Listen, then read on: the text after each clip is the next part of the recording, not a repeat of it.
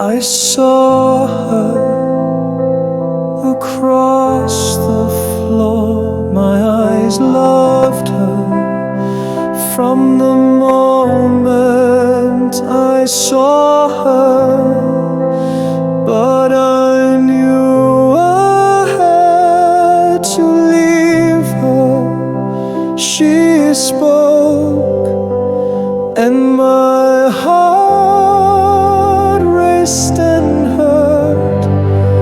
I knew we were never meant to be. The moonlight is beautiful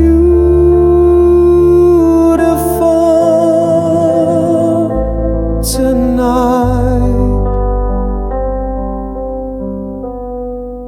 The angel said, breaking my heart with her words. I spoke to her. She smiled. She was the nicest, sweetest lady, but she could never be mine. We were two ships in the sea, just meeting and passing by. The moonlight is beautiful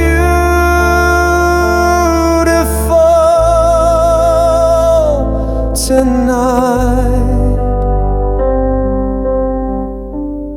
She told me we shared a glance of love and heartbreak, and had to leave far apart, never to meet again. I was forever haunted by her words.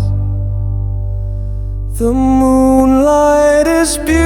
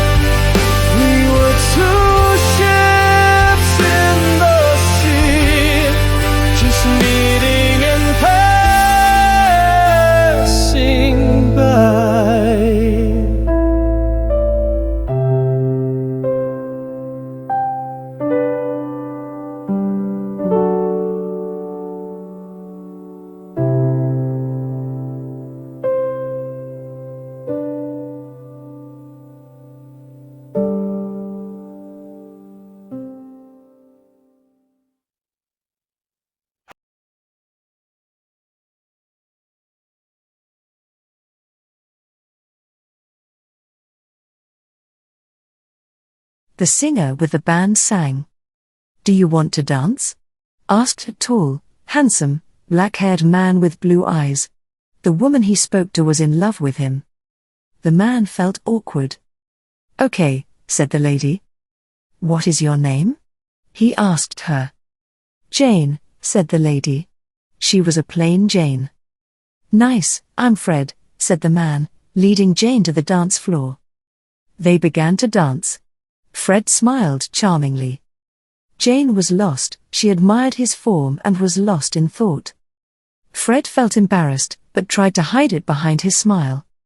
"What do you do?" asked Fred, trying to make small talk. "I work in a shop." "What do you do?" said Jane proudly. "I work in a theater," said Fred. "An actor?" asked Jane. Not wanting to say his job was stage magician or emperor of the universe, Fred replied, "Something like that." "Lovely. I always dreamed of treading the boards," said Jane. "Nice," said Fred. He spied an acquaintance. He was watching them giggling. Fred looked at him, pleading to be saved from Jane. "You can have her, Dad." Fred heard a voice in his head say. "But she's a man-eater." The man heard in his head. "I know I can read her like a book, too," said the son in Fred's head. The man and Fred were telepaths. The son was amused by her thoughts and how she made his father squirm. They had a strange relationship, Fred and his son. The band began to play If You Could Read My Mind. Fred felt sick, he couldn't stop it, and he wasn't even trying. He was there to find a killer who was killing men with lonely hearts who frequented the dance house. Jane was obsessed with him. He wanted to leave her, but it would be cruel and rude to leave her for no reason, and he was neither cruel nor rude. Then he heard it, a thought, a memory of a man being killed coming from a person nearby. Was that you? Fred asked his serial killer son in his head, puzzled. No, I think it was your girlfriend, said the son, the necromancer in Fred's head. This made Fred feel worse. Now he had to stay with her. Do you want a drink, my dear? Fred asked her. Yes, she said, enamored. Fred felt she'd say yes to anything. He felt he needed a drink. They wandered to the drinks table.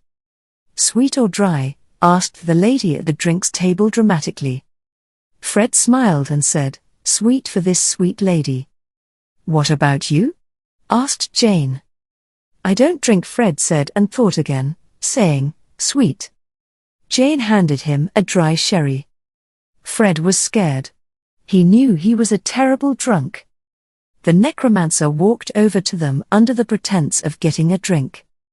Jane sipped her drink. Why aren't you drinking? Jane asked. Fred gulped down the glass of sherry and coughed. Too dry, Fred said, gasping for air.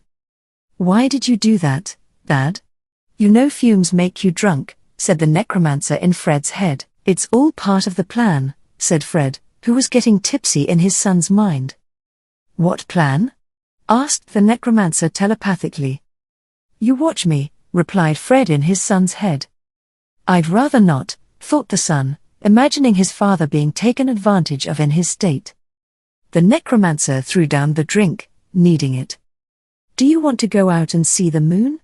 Asked Fred. Yes, sang back Jane. Fred and Jane wandered outside, followed by the son, who hid to watch them, not at all happy having to do it. The moon is beautiful tonight, Fred said. Yes, she replied, intoxicated by the night's beauty and her infatuation with Fred. They sat in the garden on a park bench, looking at the moon and stars. Fred was growing very drunk, thought his son, who wanted to throw up.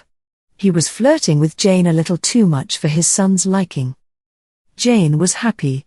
The son wondered if it was a joke to have him watch them.